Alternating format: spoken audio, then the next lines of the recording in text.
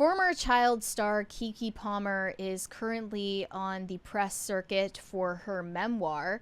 This is kind of becoming a trend where all of the former stars of Nickelodeon and Disney are telling all about what they went through as child entertainers. And here was an insight that she offered in a recent interview with The Cut.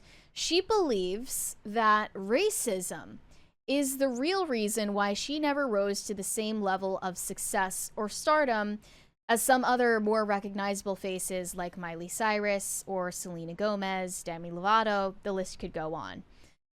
They say in this piece, we're in a cultural moment dominated by former child stars.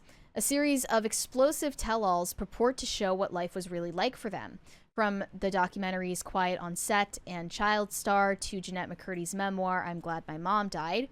But Keke Palmer's memoir, Master of Me, gestures at the traditional narrative of what it's like to be a child entertainer. The intense pressure to live up to adult expectations, the tendency to constantly perform for others, the realization that you have to look after yourself when there aren't any grown-ups around. However, Keke Palmer says that her experiences at Nickelodeon were not the same as those of her former colleagues. She says she was not pushed into any inappropriate situations by network executives. She said, sure, the child star industry is inherently exploitative, but everything is inherently exploitative. How do you feel about that? Really bizarre statement. She goes on to say, everything is a problem and everything is hurting somebody else. No disrespect, because everyone's experience is valid, but I don't want to group my experiences with theirs because that's not how I think, and that's a big part of how I've survived. So her statement that she thinks everything in the world, like everything, is exploitative, and nothing exists without hurting somebody. Nothing exists without a victim counterpart, is kind of bizarre to me. It's a very, very modern day Marxist philosophy that is very, very prevalent in Hollywood. Like when I read that, I kind of rolled my eyes. It's the type of thing where I 110% believe that she enjoys saying it in an interview.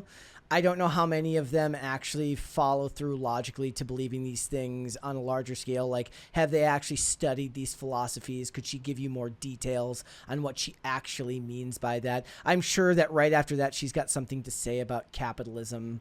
Well, I think and the exploitative nature of capitalism. It's telling that, she has this foundational belief that everything is exploitative. That's probably why she thinks that the success of someone like Miley Cyrus or Selena Gomez actually can't exist without the victimhood of a Keke Palmer. Yeah. Like, those things are interlinked. One person's victory is by definition another person's loss. So Miley Cyrus won. She's the queen of Disney Channel.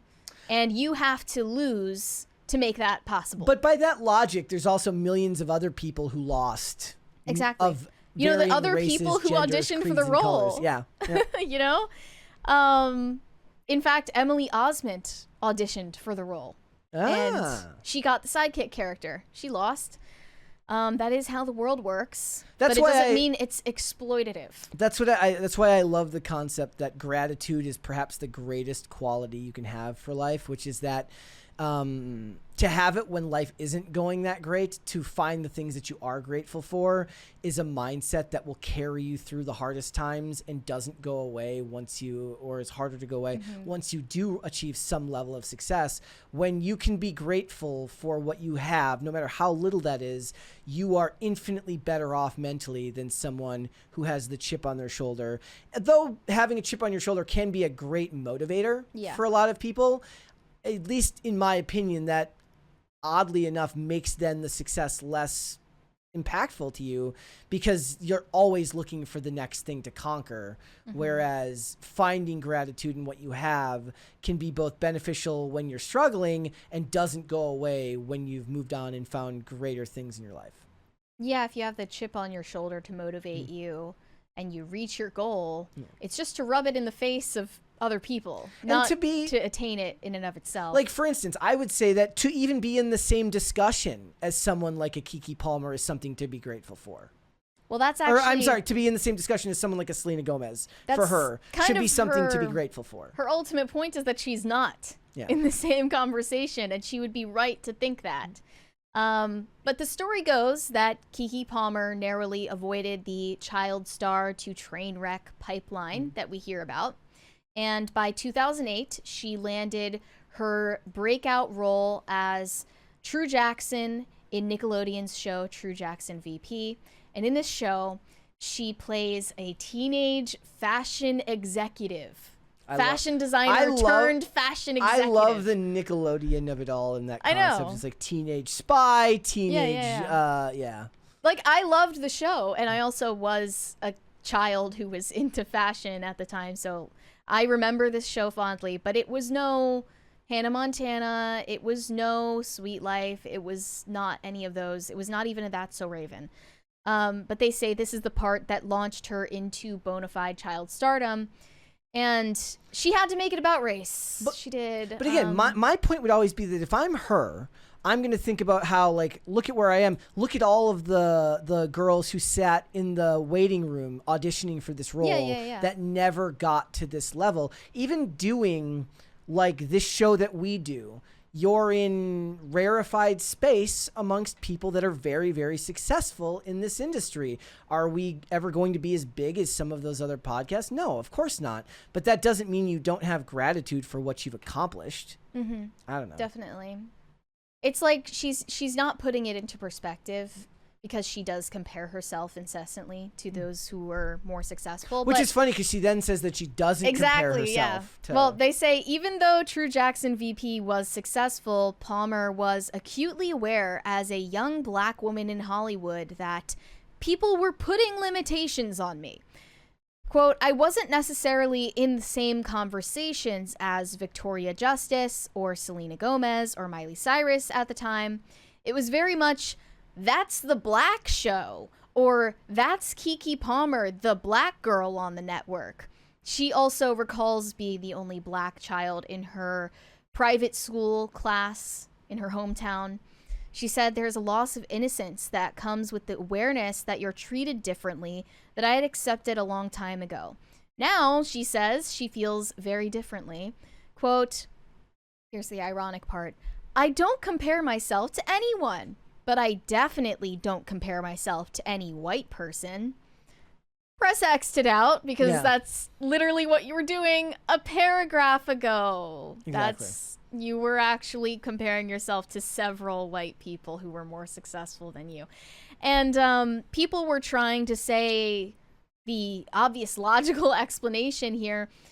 Her show on Nickelodeon was not as successful, popular, or iconic as Victorious or Wizards of Waverly Place or any of those go down the list that people in my generation loved. It just wasn't. Yeah. One of the most underrated theme songs, I will say, but it wasn't as popular.